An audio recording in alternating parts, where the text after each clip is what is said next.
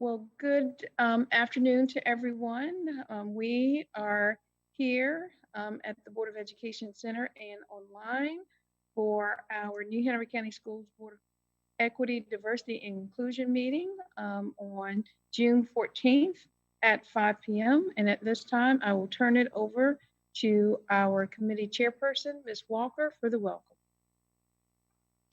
Hey, everybody. Again, welcome. It's been a while since we met, but I'm excited that we're all back into it, and I hope everybody's enjoying their summer so far. I wanted to take the time. I don't want to take too much time because we really want to get to subcommittee updates and an update on our equity audit. But I wanted to give us a little bit of time to discuss what happened at our Board of Ed meeting this past week. I know some people were in attendance, and although I can't see who was here, who was also there on Tuesday, I did want to take a little bit of time for that. So if there's anybody that wants to discuss what happened in this last Tuesday meeting, please feel free to speak now before we get up to our updates. I know we're missing quite a few today. Okay, well, I did want to leave some time for that. Maybe if we have more of a group next time, we can talk about it then. Otherwise, we can just jump right into our subcommittee updates, Dr. Smith. All right, that sounds wonderful. But I would like to just offer a couple of thank yous to some folks who are on the committee. I know your efforts are tireless in this work. And so huge shout out and thank you to Sean for sharing an article recently and for connecting me with an organization, SWIFT.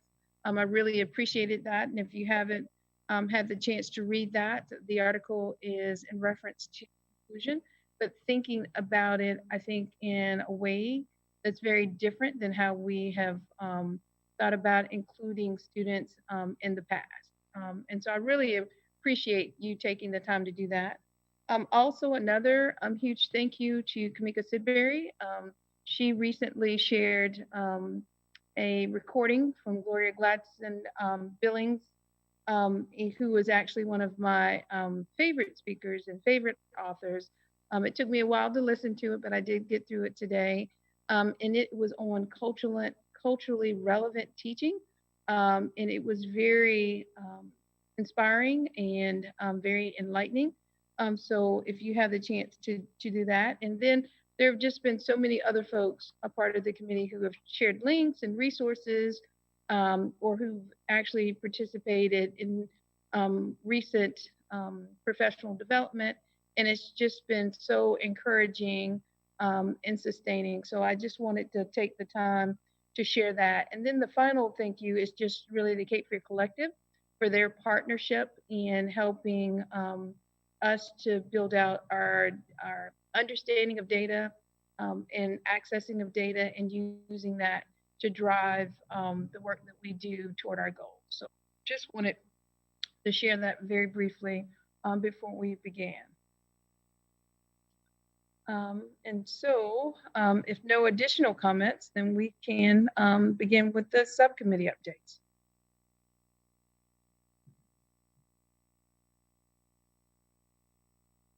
And I think we probably can start with goal 1. Okay, I'll start us off for goal 1, and Sean, feel free to jump in, and Dr. Smith as well, because I think the update that we have for the committee is related to all of us, having met with the Cape Fear Collective and begun the work to populate the spreadsheets that we had created in our committee here. And that's very positive and optimistic.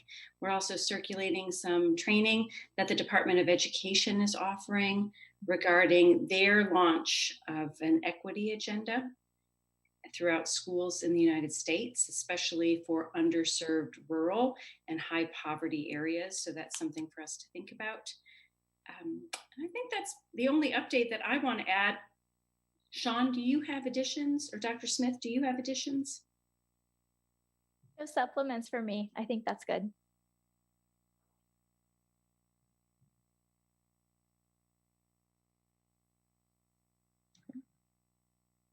Shall I pass the mic to goal 2?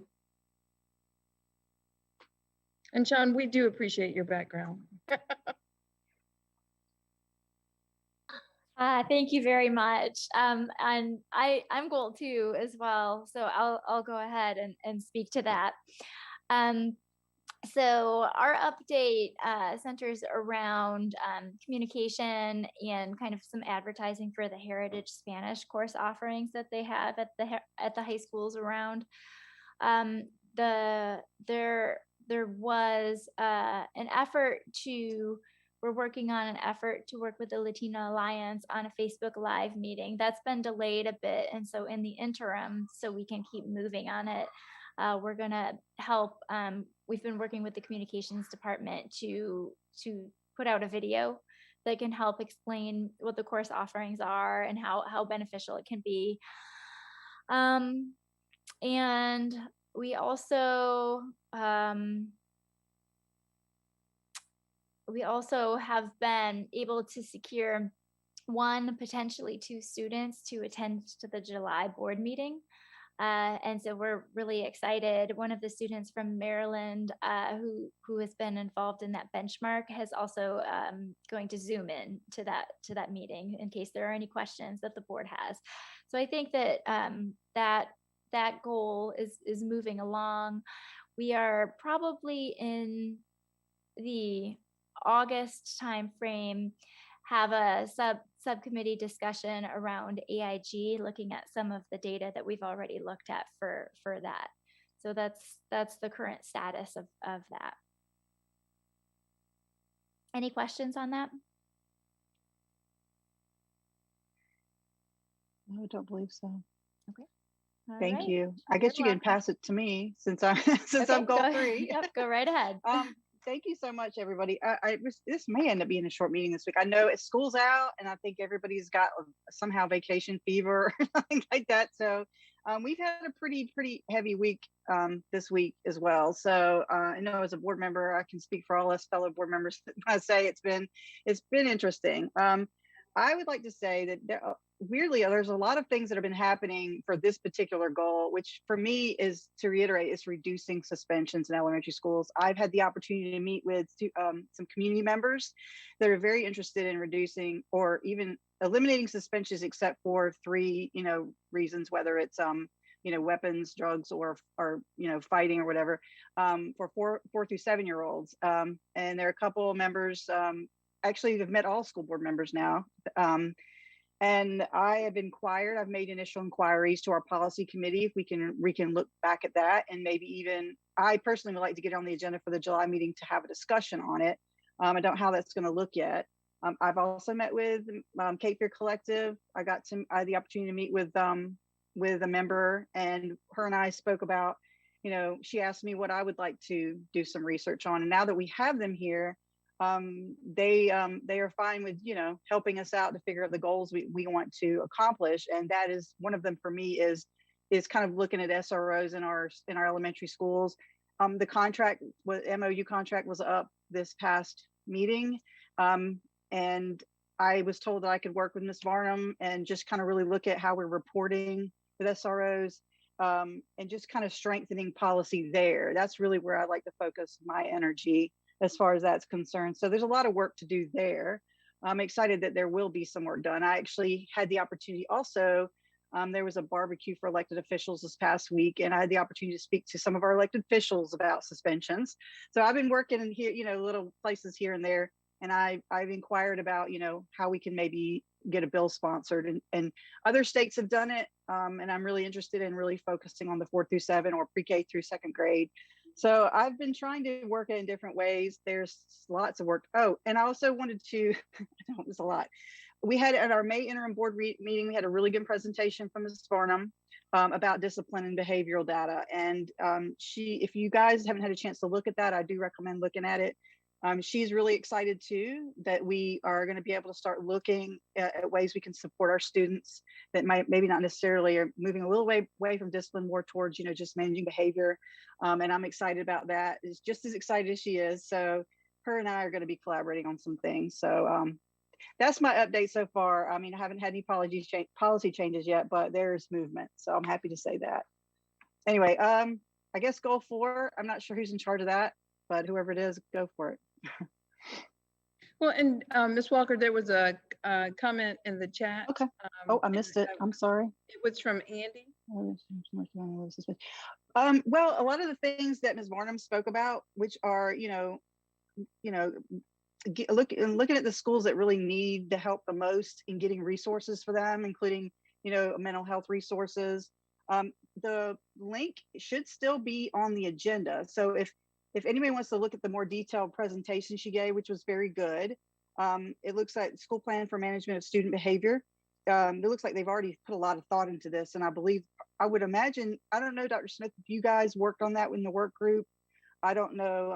I assume there's some kind of link there as well. But she's got a really good plan here, and I'm excited, and that she's excited because Dr. Faust has given her, kind of the incentive to go ahead and do that. And so much so that she did give us a presentation on a full PowerPoint presentation. And this is they're working with the Behavior Leadership Foundation's professional learning community, and there are a number of other things. But if y'all have specific questions, take a look at that. If you have specific questions, please get in touch with me and I can find out whatever you need to know, so we can broaden this discussion. It's definitely something that I'm excited to work on as a board member. Wish I could give you more, but I will next time. Do we have group 4 here? I don't have the spreadsheet in front of me because I'm not really sure.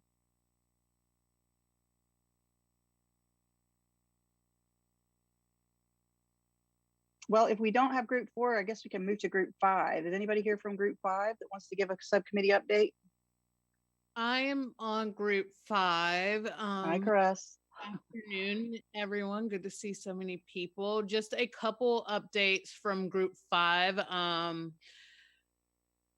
We have been working, a lot of our things have been kind of put on hold as we wait for the school year to kick back off under more normal circumstances, as well as we wait for some new software to be rolled out in HR department as well as finance. Some of that, the software that we will be using will allow us to kind of track and be able to identify our bilingual staff, and so that's some data that we are waiting on from HR.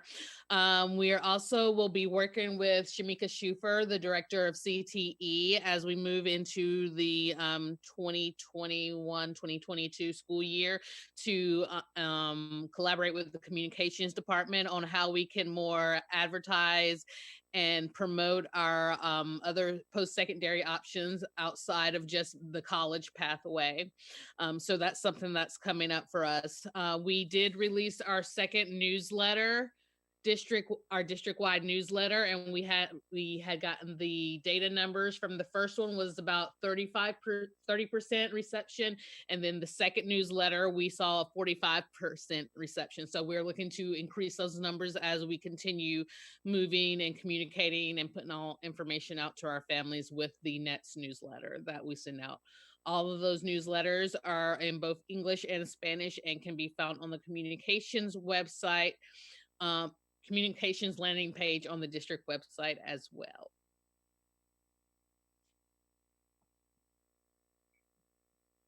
Thank you, Caress. That is a great update. See, do we have anyone from group 6 that is here tonight? I think we're missing group 6.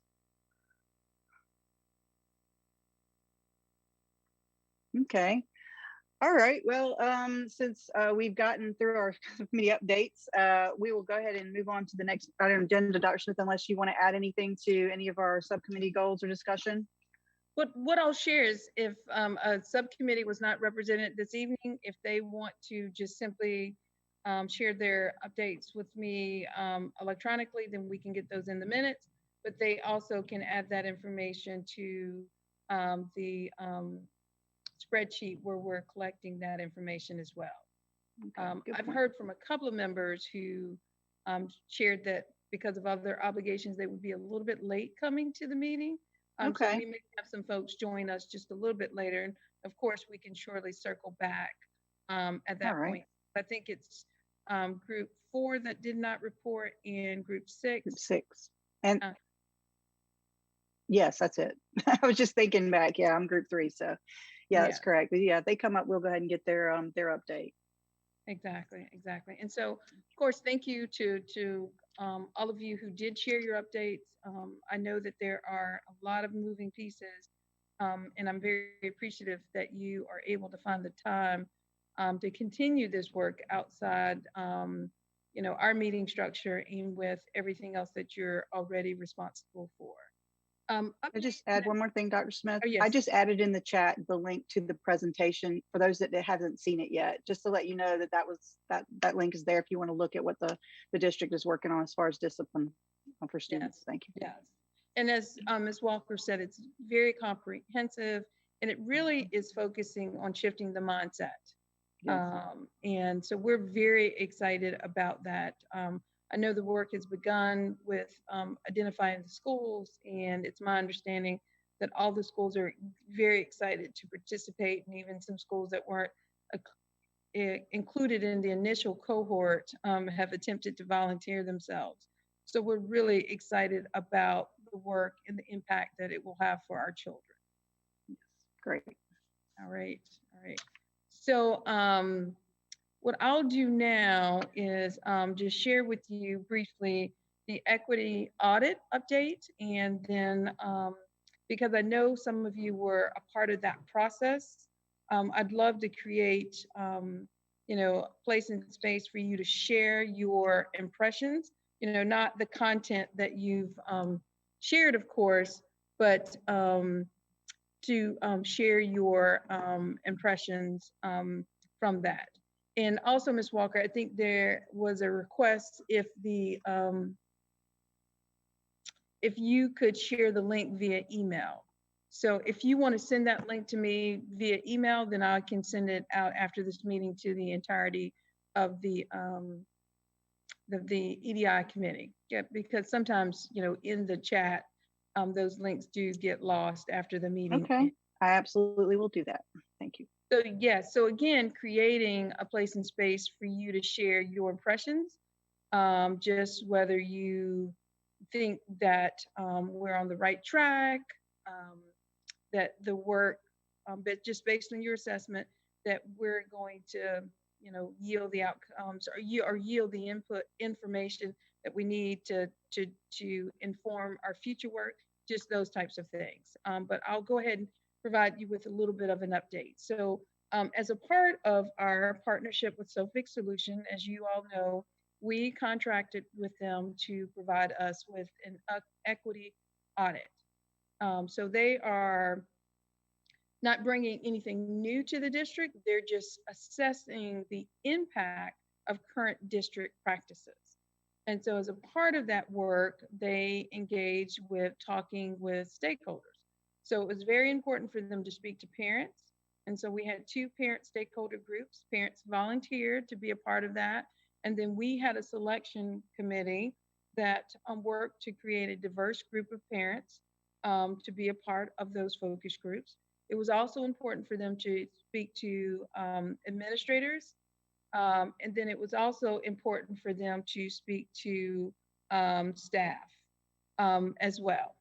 And we had an EDI subgroup as well. Well, not subgroup, EDI focus group as well. So hopefully some of you were able to participate with that. And then what's extremely important for us is student voice. And so we were able to hear from, elementary learners, as well as middle schoolers and high schoolers. This was all done with parent permission.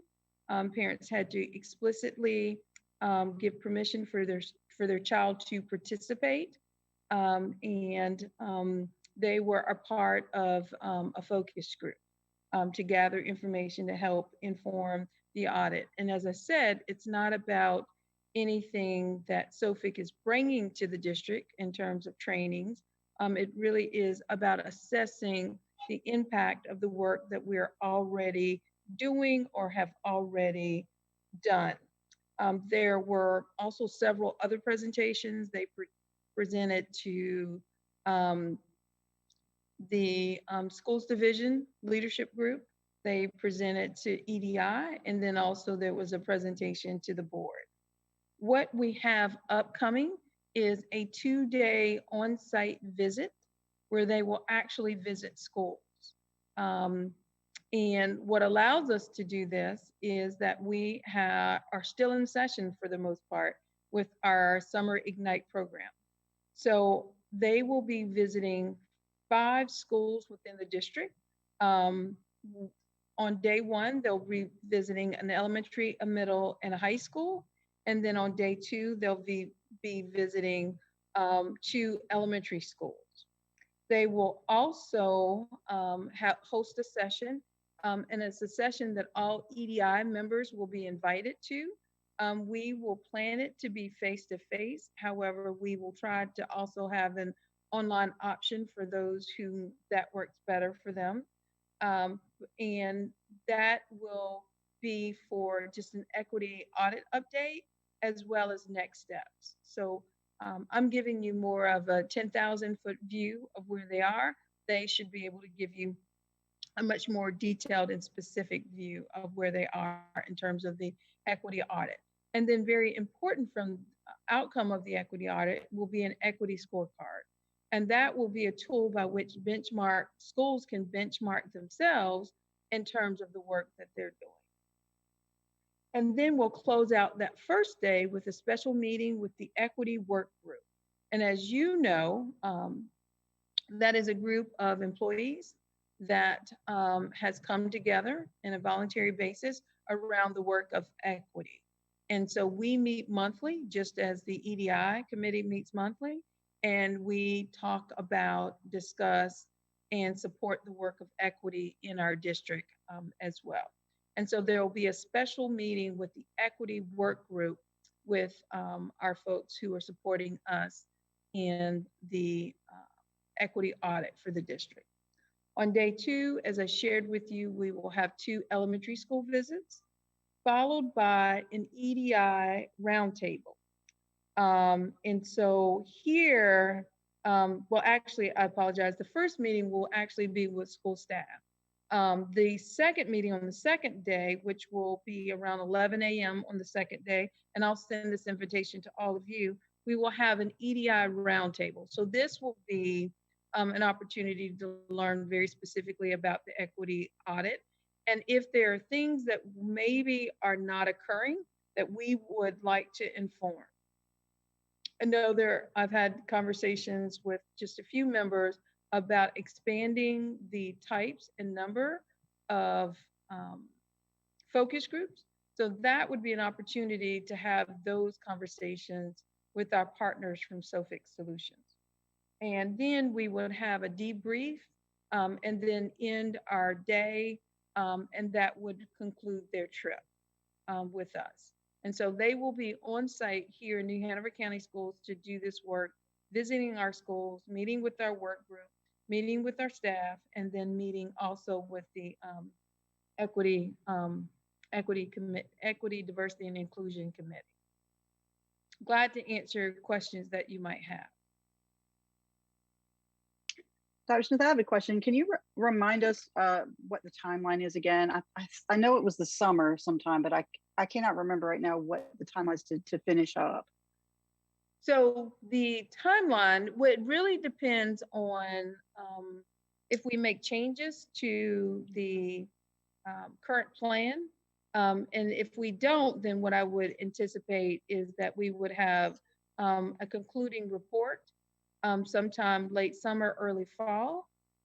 If we do make changes, then I would anticipate that we would push that date back because we would be revising our scope of work with SOFIX Solutions. So a follow-up to that is, have we linked them up with our strategic plan partners? Do we know if we have, and if we haven't, I mean, I can help with that if we need to, because I think it's an important component of what we're doing in the strategic plan as well. So we have not formally, but the strategic plan partners are aware of the equity audit. And so once that is made available, then that will be provided to them.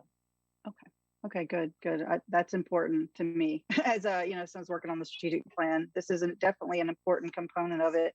The work that we're trying to do is one of the pillars of the strategic plan that, we hope to have for the next 4 to 5 years.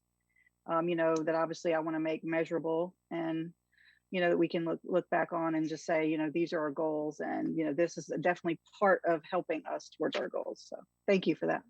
Oh, you're more than welcome. And I did receive a text question, which is, will they evaluate the community to see the impact of community on the school system? And I apologize. One of our focus groups were our community partners. And so I do apologize for not mentioning that.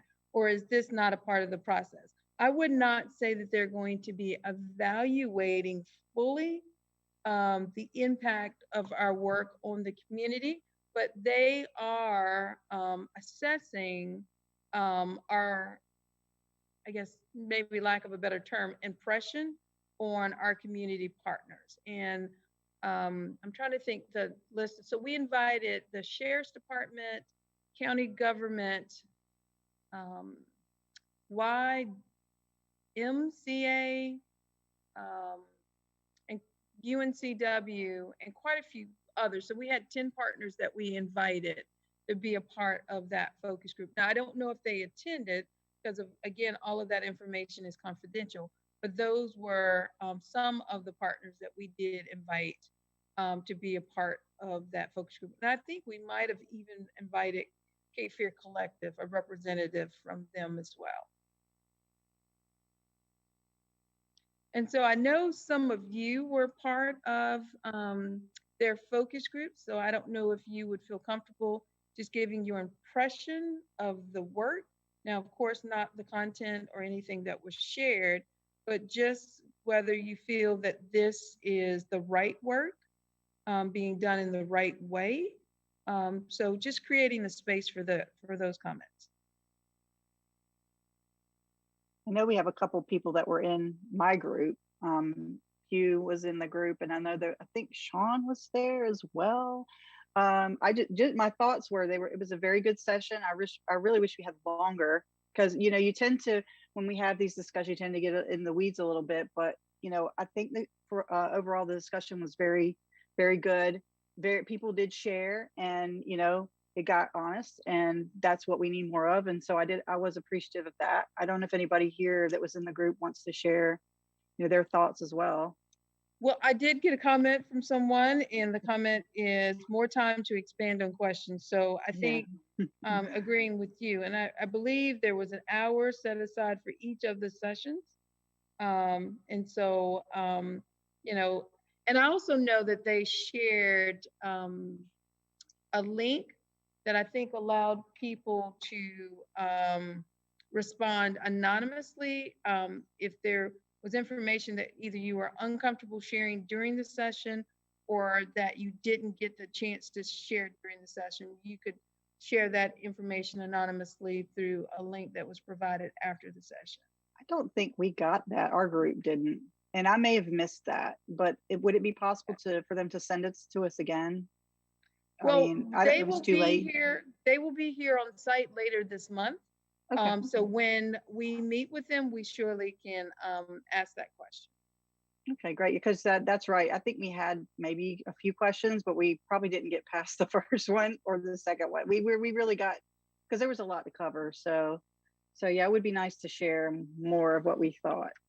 So maybe I'll ask them that. My experience with the group when they were interviewing me, I thought they were great listeners, and they didn't ask pointed questions in the sense of trying to direct you to answer something specifically, but I thought they gave us an avenue to express how we felt, and I thought they were real positive. I thought that was excellent, actually. I agree. Yeah, I'll pipe in as well. I thought it was a really great session. I agree with it was a lot of listening, which is exactly like what you would want in a session like that, because you really get to hear not only people's experiences, but people's like big concerns. And I really liked we did only get like 2 questions in. We tried to be very inclusive about letting everyone's voice get heard, which I thought was important. And in like problem solving training, that's like one of the biggest recommendations is to go back to the actual stakeholders. So I just want to say I'm so pleased that they got a chance to talk to students, because I think that is just such a critical thing that, you know, a lot of us can speculate and have our own just, you know, thoughts on what we think needs to be done, but we're not the students. So I love that they got the chance to talk with those folks. Yeah.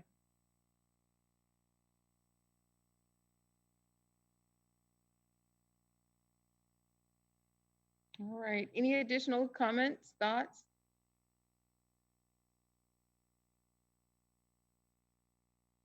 Well, you all will receive an invitation to the EDI roundtable with SoFix Solutions. And that's going to be on June 25th at 11 a.m.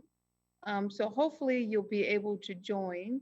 We're going to design it to be face-to-face, but we'll probably be able to provide a virtual option as well, just to make sure that we have strong participation. And what I'll say is all of the voices thus far are just critical to this work. We don't want to leave anyone out. We don't want to marginalize or minimize anyone's place in this space. And in my update conversations with our partners, you know, they have just really shared their appreciation for, you know, what is being shared with them. You know, they appreciate that and, you know, don't take that in any way lightly or for granted.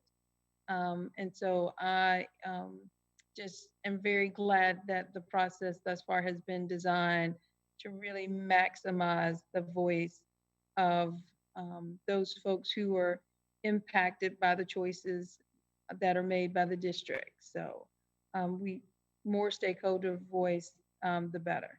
Yes.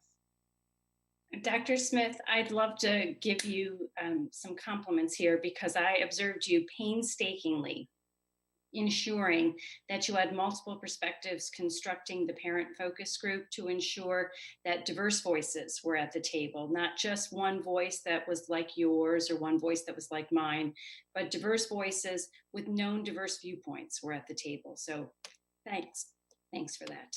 Well, and I appreciate your support. I've learned a lot in our short time working together and just really appreciate you as a thought partner in this work. So thank you as well. All right. We are now down into our agenda, and Ms. Walker, you were right. We moved through this very quickly this evening.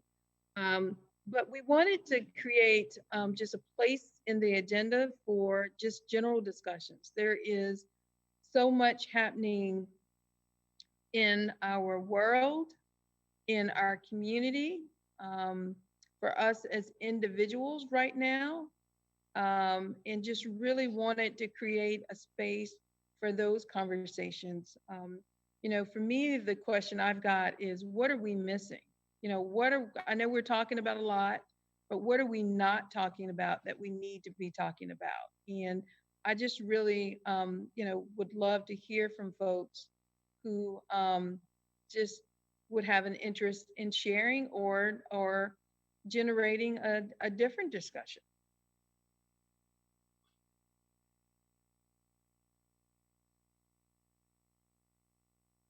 Can I just say, as a board member, and I really don't want to give too much, and I've talked to you about this, Dr. Smith, I don't want to give too much time to, you know, our community's going through some things. We had a really interesting board meeting. We passed a very important policy, and which I think was important to our community. But, you know, it's oftentimes, especially on the level that we are as board members on, it's very to get pulled into political discussions, sometimes it tends to happen. But I personally, as a board member, don't want to do that. And that is one reason that, I'm not going to expand upon my viewpoint on certain topics. But that doesn't mean I don't care about them. It just means that I'm just putting a mark here and saying, the political discussion is not what I'm here for as a board member. I know most of us aren't. We are the voice of the public. A lot of the time but we're really here for the students. And really, when I'm going to speak for myself on this, I'm trying my best to just stay focused on what our goals and missions are, especially with the EDI committee. And then my advice is for us to just keep doing what we're doing, because I think we have a lot of great voices here and perspectives, and I think we have to keep focused on that. So that's just from my point of view as a board member, that's what I want to add to the conversation. I appreciate that, and I agree wholeheartedly. We have to stay focused. I have to say I agree with Stephanie. It's just everything is so divisive. There's no lukewarmness to anything. It's either or not. And if I just wish we could channel that same group of speakers who come every board meeting and are upset and mad, and some of the language and display of behavior, as Stephanie alluded to, has been, and it looks like we're headed for another one if they walk their talk in July, which it's really, I don't want to lose control of our meetings and what we're all about. I just wish we could get those individuals to channel all their energies to do those things that we talk about, or that we need for kids, particularly how many kids are actually going to show up for summer school that we identified that needed to actually be in summer school to hope to recapture. And do you know what those numbers are now? The last time, I know we sent out several thousand letters. Dr. Smith, I'm sorry. Do you know what the numbers? I do not know what the numbers are, but I know that from every time we've reported, we've had a steady increase. Good. I did talk to one elementary principal who is hosting a site, and he shared with me that he has more children in his school now for Summer Ignite than he typically does during the entirety of the school year. So I believe that parents have welcomed this opportunity and have taken advantage of it. Good. And today was our first day with students, and just a lot of glows. I'm feeling the glows. I'm happy to hear that. Great. You know how many came? You know what the attendance numbers were? I don't. I do not have those numbers.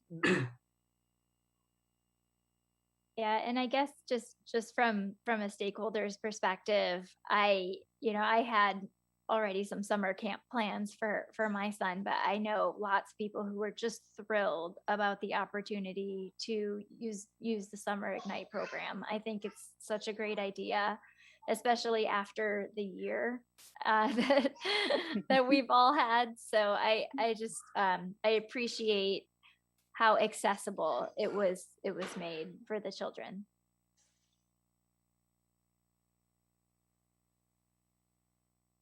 There are a lot of strengths in the district. Sean, I think you just named a really positive one, how accessible. How many hours of educator time went into making that accessible to children? And so thank you to everybody who worked so hard to make sure that kids have access to rich and appropriate educational resources. And last week, I was outside of your board meeting, outside of the building, trying to get a sense of what the culture is here in New Hanover County Schools and what the voices were protesting about. And I'm new, and so sometimes looking at a crowd through new eyes, I saw some strengths, and I saw some strengths everywhere in the space. I saw that we have a group of highly trained activists ready to be present in public meetings, public protests, ready to be peacekeepers, ready to stand quietly to promote peace. I thought that was really positive. I saw parents and grandparents coming out to speak for what they thought their children needed. That's a real capacity, even if they're promoting something that we disagree with. What a capacity for parents, grandparents, and neighbors to come out and say, school is so important. I'm going to stand here in the heat of the early evening and talk about it. So I saw tremendous capacity, and it reminded me of something, and I liked what Hugh and Stephanie just said too, because we are in a very challenging time in our nation, and yet I can remember at least 10 other very challenging times in education during my adulthood. So it turns out like we're often at this crossroads because education is so important to so many people. And I'm thinking about how in Durham, years and years ago, there was a fight to not integrate the public schools. 20 years, almost 20 years after Brown versus Board was issued, they were still segregated in the Durham public schools. And two people came out. You probably have heard the stories, Ann Atwater and C.P. Ellis. And they were enemies. They were enemies. They were on two different sides of the argument, and they fought and they fought and they fought until suddenly at one moment, they realized, oh my gosh, all we really want is good schools for our kids. And the acrimony somehow dissipated and change began to happen. And so when I looked at the people who come out at the board meetings, I saw a lot of capacity there for something similar to happen in New Hanover County, where we recognize we're different. We don't have the same opinion about what good schools would look like. And we're probably never going to have the same opinion about what good schools will look like. But I bet we do share some core values. I bet we do share some core aspirations, and we could probably begin to foreground what we have in common and let that be what drives the business of the public schools. Very good point. Very good point. I noticed that too. I know there are a lot of things we probably do agree on, and there's a lot of miscommunication too, or misunderstanding of what the district is here to do. I find, everybody's entitled their opinion, and I absolutely am fine with that. I encourage it. I think that's why we're here in this democracy, and why we have time for that in our meetings. So, I never want to, stop somebody from coming and speaking their mind, but I feel like we have a lot more in common, and I would love to spend time, working on that. That's my wish. But I agree with you. Thank you for pointing that out. That's a good point to make. First, I would like to just say thank you guys for adding the general discussion to our agenda. I think it is a great thing to have, to where it allows us to kind of talk about some of the things that we may see wrong, or some of the things that we don't get to discuss on our running agenda. I was there with Kirsten last Tuesday outside the BOE Center, and I thank Kirsten for being there. Also, Tyler, Casey, and Elizabeth Phelps, they joined me after I had expressed some discomfort and honestly a little bit of fear after our May regular board meeting and hearing some of the comments. So they all three said, hey, if you want to go and stand for this meeting and be there, we'll go with you. So I appreciate them coming out there with me. I was there in two folds. I've been out on leave, so I wasn't able to kind of actually be at the board meeting as I normally do from the working. So it was interesting from the working standpoint. So it was interesting to kind of be there just as a spectator, just as a community member, and just as a future New Hanover County Schools parent, to take everything in and to witness and hear everything. And I do not envy the board at all. It was a very divisive meeting, because once we left the outside at 5:30, I came home and I turned it on my YouTube. So watched the meeting, heard all the call to the audience comments, and listened to everything that was happening. But I do appreciate the board voting, how they did vote when it came to the extracurricular activities in middle schools. I think that was a very important policy that our community moved forward with, and we set a very powerful precedent and made a very powerful statement to our LGBTQIA and specifically trans students. And I am so for that. I do want to say though, for our group specifically, I hate that that was kind of like the first time we were taking a stance or we were able to do something in regards to our LGBTQIA students. I feel a lot of times in our equity conversations, that group, and as well as a lot of groups in the conversation, can kind of get overlooked, whether it's the LGBTQIA community or whether it's our disability students or our Hispanic students, or sometimes we kind of get lost in the black and white conversation of equity. So I would like us to be able to branch out more into the other equity conversations and make more moves and advancements when it comes to equity for all of our students outside of just our that black versus white conversation in equity. All right, thank you. Can I just say too, Caress, real quick, thank you so much for sharing your perspective with the board. That was very timely and appreciated, at least for me. I will say that, like, I appreciate the movement too on the policy, and I think that there's a lot of intersectionalities. You know, I definitely, I think that a lot of swings can be made with racial diversity, and I think we need to, you know, continue that momentum. But there is tons of intersectionalities with, you know, kids with disabilities, for example. So I think honoring that is important. I will also say that what my takeaway has been for a lot of this process is just, as Kristen kind of implied, just the avenues for communication are so important. So the more open we can keep them, I think the better, because it just gives more time and space for that really interactive feedback with our community. And the more we do that, the more we can like hear all the needs, not just like what I think the needs are or what, you know, someone who looks like me thinks the needs are. So I think that, you know, the more ability we have to do that, I think the outcomes will be improved. And I can understand how that could be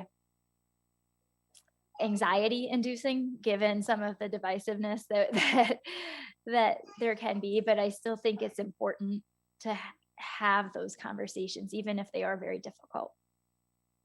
I agree. And here at the Board of Education Center is Ms. Sidbury. And so I'm going to step aside and give her my seat so that she can share her comments. Oh, great.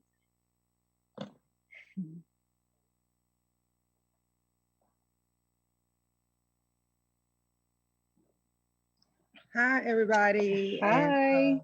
I am actually, and I'm in agreement that we should have a voice for every student. However, I do feel like when we avoid certain conversations and look at things from a lens, a racial lens, like if we're not there, like we have a racial equity report card and we're failing all students across the board.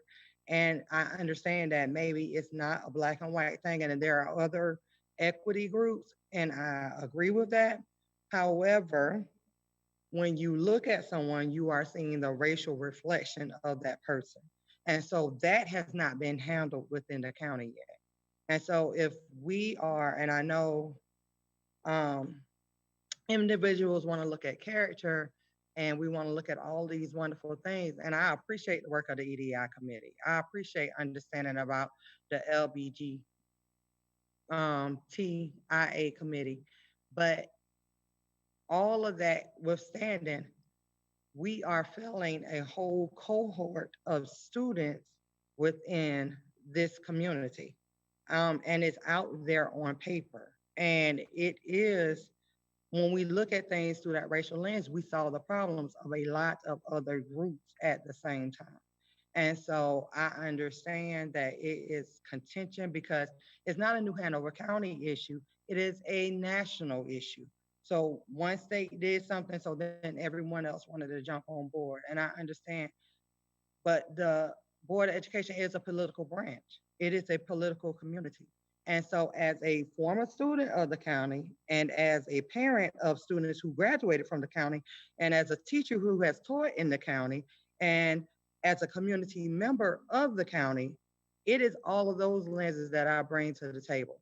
And I'm not trying to say that everything, because I looked at it and I actually had this conversation with Dr. Smith earlier that week before I knew all of this was going on at the board, what's going to go on at the board meeting. I have a cousin, she left the county, she had two twins.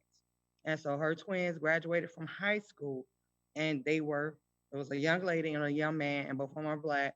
And one was retained in kindergarten here in New Hanover County Schools. However, she moved to Virginia. And so when I look at equity work and I look at the process of which we have our students, all of our students at SEL, you have a high school student or you have two students in high school that can go either way. Both of them graduated. One went on a career track, one went on a college track. And they were both successful, even with the delays, because her son was EC, he was developmentally delayed. And so I don't want us, if we have not handled the racial issue that the county has, or the biases and the stereotypes, we can't jump over that, say, okay, well, what's the next thing coming? Because now it is confrontational. And so I don't want us to ever look at it like, okay, well, yeah, let's move here, because a year was too long for us to talk about race. And so I just want to say that, because that's not fair. That's not fair to give up on a conversation.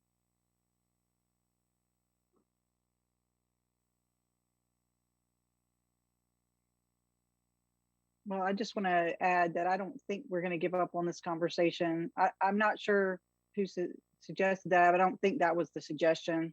I think there are a lot of equity issues we can talk about, but definitely they're all important. I mean, I'm a parent of an EC kid, so I have a lot of perspective there as well. And, so I think it's all important. I don't think that we need to categorize equity. I think we all we all need to look at it as thoughtful as we can. And I would never suggest that we would never not talk about the racial component of it, because it's important. I mean, that's one of the things in my goals that I'm looking at. And to Ms. Siberry point, suspension data is important to me. That's one of the reasons I'm focusing on that, because I think that right there is a very glaring example of where we can do better.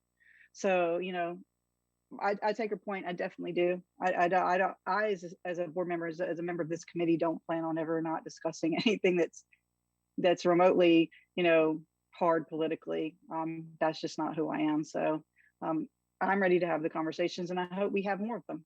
So that's my thoughts. If anybody has anything else to add, I'd love to hear it. And I thank both you and Ms. Sidbury for your comments, and and I definitely hear the passion in her voice, and and I know that she is a mother of young African American men, and I think the point that has been made to me before is, if we look at any of the groups that we're looking at, which one of those groups are our young people dying because of the issues and the challenges that they're facing? Now, not to say that folks aren't disadvantaged, but if we look at who's actually dying as a result of it, and I think that becomes the driving force behind that, and where the sense of urgency comes from and around that issue. And again, that's been expressed to me many, many, many times before. And, and for some of you, I've shared with you my personal stories about the things that have unfortunately occurred in terms of the treatment of my own children. But again, I don't think that, any of us here is in any way planning on not doing this work and doing this work for all children. But again, I think that sense of urgency comes from when we take a long, hard look and we realize who's actually dying as a result of what's occurring. And that's where the sense of urgency comes from. I agree. This is a really healthy. I just want to echo you. Sorry. You go ahead, Gail. You go ahead. Sorry, I just want to echo you, Dr. Smith. I think we do have to look at who's dying from this, and I think that we do see a lot of our trans kids Mhm. who are dying from this. I think that we see a lot of kids in the LGBTQIA community who are dying from this. I also think that we see a lot of kids in the African American community who are dying from this. You know, this it's all a serious issue, and every bit of this is just as important to one child as it is to the other. And it's a huge societal issue. It's a huge issue in our community. And I don't think we have a minute to waste for any of them. I agree with you completely. And I don't know if you got to hear the board meeting. We actually had some young people come forth and talk about their struggles and their actual attempts at taking their own life as a result. So I agree with you completely. There just has to be this sense of urgency around this work. There has to be. And like, I wasn't able to hear all of it because I was traveling. And when I got home, I tuned in immediately to see what was happening. But you know, this is an urgent thing for so many, and it's a life or death issue for so many. Yes. And I don't know if you saw the comment that Perez put in the chat, 44 trans people were killed in 2020. So yes. Brave children. They're very brave. I thought they came and spoke and you know, gave their voice to the conversation. And for me, that's the most important thing. You know, we can get lost in a lot of the conversation if we let ourselves, but really it comes down to the children. For me, as a board member, that's what I think about, you know.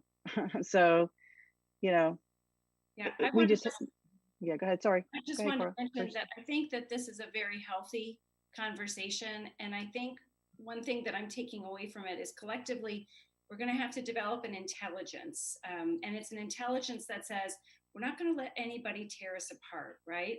Right. We're not going to let anybody say, well, it can only be one group at a time. So which group do we want to prioritize? We won't believe that when we hear it, and we will end up hearing it. But instead, how do we focus on all children while still upholding these different viewpoints we've heard tonight, right?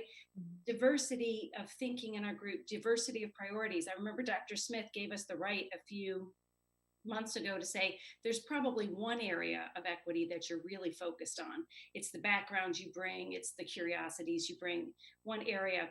So we'll all have our special expertise or our special passion that we contribute that's unique, but we're for everybody's children. And we will have to develop an intelligence to make sure that when we go for everybody, that's not code for, well, actually, we're going to leave some people behind while we focus on the group du jour. Yes. Thank you for that. And I agree, Kirsten. Like, I'm not saying by any means, like, the conversation on race equity is not going anywhere. There, I don't have to say it's important for it to be important. It is hands down important, and it has to be addressed. But I'm saying that we can work on race equity at the same time we're working on trans equity, at the same time that we're working on disability equity. I just want to make sure that we are making time to work for them all. Yes, I think it may stretch us thin, and yes, we may need to involve more heads at our table to help us with this work, but one child is not worth the risk of saying, oh, let's focus on, or let's prioritize this one over this one. None of them I don't think should be prioritized over anything, because they all impact our students. I mean, I put the information in the chat, but I want to make sure those who are listening hear it too, with that research that I did on that transgender paper in Athletes, for any of you who are able to read it. I learned in 2020 alone, 44 trans people were killed, not died, were killed. These were violent acts against them. And a lot of those killings happened to Black trans women. And a lot of it comes down to a fear of the unknown, or not understanding transgender rights and transgender the community. So if we can work to simultaneously educate on race equity while we are also educating on trans equity, then we can help to save so many lives. And again, that's not even talking about the suicide rates of trans and LGBTQIA students as well. Those rates are increased when you look at that demographic of people. So I would just like us to be able to look at and work and prioritize all of our groups. Yeah, very well said, Chris. Thank you so much. And we do have some very powerful comments in the chat if you haven't seen those. Yes, I agree completely, Kirsten. Yes. Well, I'll say this, Ms. Walker and I don't think we completely knew where the conversation would go today, but I definitely agree with Chris. I think it was a really good idea to create this space in this agenda for this discussion. And hopefully we can continue to have a place for some open dialogue that's, not a part of any prescribed agenda in future meetings. We still have some more time, so I would love to continue providing that opportunity for folks to share. Anybody out there that hadn't had a chance to speak yet? I know I probably talked too much, but I'm sure we have members that haven't had a chance to speak, say what they feel. I do enjoy this format. I think this is very helpful as well. Okay. I have a thought to share, and just when considering the feedback that we are taking in as a district, I just wonder what opportunities exist to educate, because we are in the business of educating, and I know that we work with educating children, and I know we work with educating the adults that we employ. I think it would be really powerful if we took the opportunity to educate the community, even just in understanding what the terms that are being thrown around now mean. Understanding why those things are being discussed, understanding what misinformation is coming behind those terms, understanding what that is doing to people's emotions, understand what that is doing to subsequent actions in response to emotions. I don't know what that should look like, but I think it's really important to do it. Well, Rachel, I know our chair did give a statement in the last meeting. I don't know if anybody heard that or had the chance to hear it. Maybe I can get hold of that and share it with you all. The board has tried to come out and be upfront about a lot of things, and I know I personally answer emails as a board member about it.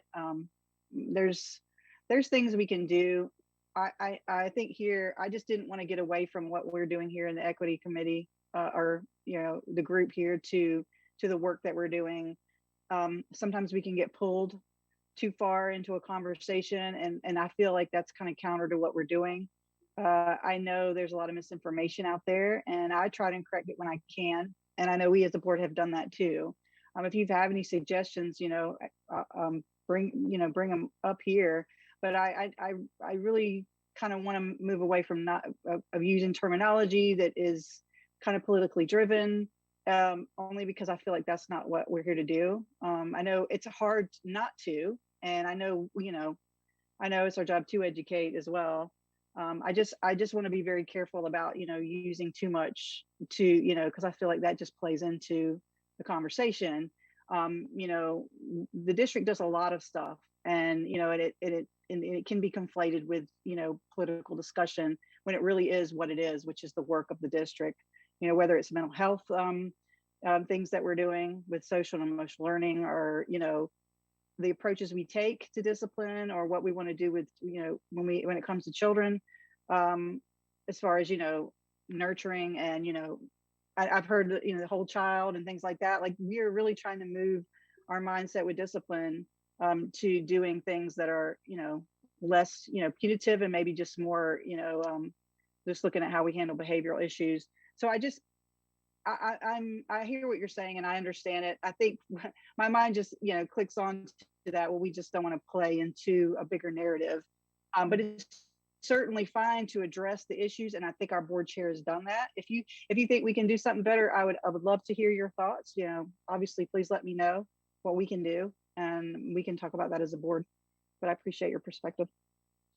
Well, and I'll speak to this, Rachel. We have hired a new chief communications officers whose background is in strategy. And so there might be the opportunity to have that conversation and for us to think about our strategy in terms of educating the public. I know that schools have used town hall meetings and things of that nature, for folks who are interested in learning more to share. And so there may be the opportunity for a conversation with our new chief public information officer to talk about a strategy to help. I'm And very Sean open has, to that. yeah, and Sean has Town her hall. hand raised. Okay, Sean. Okay, sorry about that. I had to find my mute button. I think that's great. I'm really I don't know, like I'm a little cautious of a town hall forum, just because I don't feel like it's very personalized enough to give everybody the space. But I do remember, was it last year? I think it was last year that New Hanover County Schools did some family communications committee work. And I know that the family communications is a whole different like group, but I thought that I attended one of those meetings just because it was focused on students with disabilities. And so obviously I was super excited to, but I thought that was a really amazing format and forum for sharing and for hearing feedback. And so I assume that like those are kind of regular meetings and they're structured a certain way, but I guess I'm not very like informed about what that is, but I really liked that forum. And like I said earlier, and like Kirsten mentioned as well, just you get to hear families that are all have different perspectives that way and can share in a really kind of human way how students are impacted by some of the choices and decisions. So I couldn't recommend that format enough. And I don't know, that's just feedback for when the new communications person starts. Well, and I appreciate that. I think with our like town halls for our schools, what they found is that folks who would not otherwise have come to a face-to-face setting were actually connecting.